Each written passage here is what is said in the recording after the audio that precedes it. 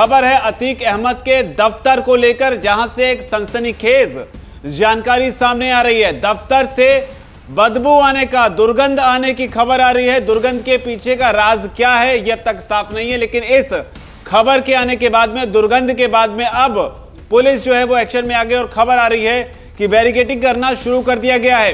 क्या है पूरा मामला आपको बताते हैं। दरअसल ये अतीक अहमद का वही दफ्तर है जहां पर खून से सना हुआ चाकू मिला था। इसके अलावा कुछ महिलाओं के कपड़े भी मिले थे, चूड़ियां भी टूटी हुई मिली थी, जिसके बाद में ये आशंका गहरा गई थी कि आखिर यहां पर ऐसा क्या हुआ, क्योंकि बताया जा रहा था कि कुछ दिन पहले जब मीडिया कर्मी यहां पर कवरेज के लिए पहुंचे थे तो यहां पर इस तरह का कुछ भी नहीं था। लेकिन जिसके बाद जब दोबारा से मीडिया कर्मी यहां पर गए तो यहां पर ग्राउंड फ्लोर से लेकर ऊपर की मंजिलों पर भी अलग अलग जगह पर खून के धब्बे, खून के छींटे, खून से सना हुआ चाकू, महिलाओं के कपड़े, चूड़ियां खून से सनी हुई, ये सब कुछ देखकर पत्रकार भी हैरान रह गए थे और पुलिस को भी इस चीज को लेकर काफी अचंभित रह गई थी कि आखिर यहां पर क्या हुआ है। तब आशंका जताई गई थी कि संभवतः यहां पर जो है किसी जानवर का खून हो सकता है या फिर इंसान का, लेकिन यह जरूर तय हो गया था कि यह खून ही है। लेकिन अब यहां से जो लेटेस्ट अपडेट आ रही है उसके मुताबिक यहां पर दुर्गंध फैल रही है, तेजी से दुर्गंध फैल रही है। बदबू आने की वजह से अब शक और ज्यादा गहरा गया है कि इस बदबू के पीछे की वजह क्या हो सकती है। क्या अतीक अहमद के दफ्तर में कोई लाश भी है? जी हां, अभी तक इस खबर की कोई पुष्टि नहीं हुई, लेकिन दुर्गंध की खबर लगातार सामने निकल कर आ रही है।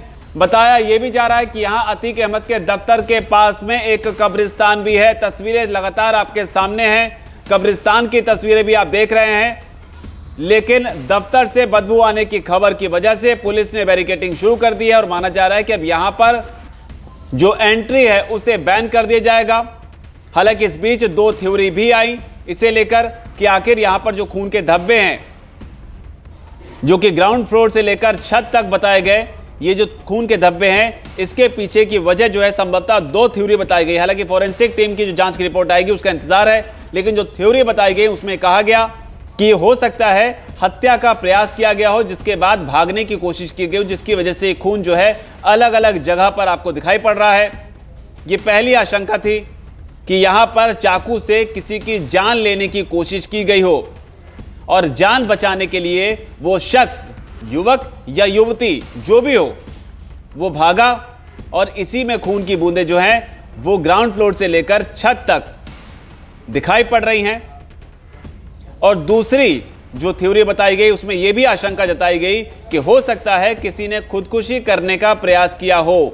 बताया गया कि हो सकता है किसी ने यहां पर आकर खुद को चाकू से खुद पर वार किया हो और सुसाइड करने की कोशिश की हो, और इसी बीच कोई वहां पहुंच गया और वो खुद के छुपाने की कोशिश में इधर उधर भागने लगा या भागने लगी। तो दो तरह की थ्योरीज जो हैं इस मामले में दावा किया गया। हालांकि ये आशंकाएं हैं, असली रिपोर्ट का इंतजार रहेगा। लेकिन इस बीच बड़ी खबर यह है कि यहां से दुर्गंध आ रही है, बदबू आ रही है, जिसकी वजह से पुलिस ने बैरिकेडिंग शुरू कर दी है। पास ही कब्रिस्तान है।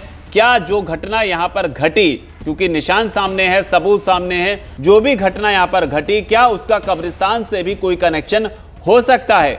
हालांकि जो फॉरेंसिक टीम थी उसने जगह जगह की फोटोग्राफी भी कर ली है और जो फिंगरप्रिंट के नमूने थे वो भी ले लिए हैं। और फॉरेंसिक टीम को इस दौरान जो है करीब 9 जगहों पर खून के निशान जो हैं मिले हैं। लेकिन इस बीच खबरें ये भी आई कि जो सामान कुछ दिन पहले जिस तरीके से बिखरा हुआ था, वो सामान जो है कुछ दिनों के बाद जब खून के धब्बे देखे गए तो उन सामानों की स्थिति जो है वो बदली हुई थी। ऐसा जान पड़ता था जैसे यहां पर किसी ने आकर कुछ ढूंढने या कुछ खोजने की कोशिश की है।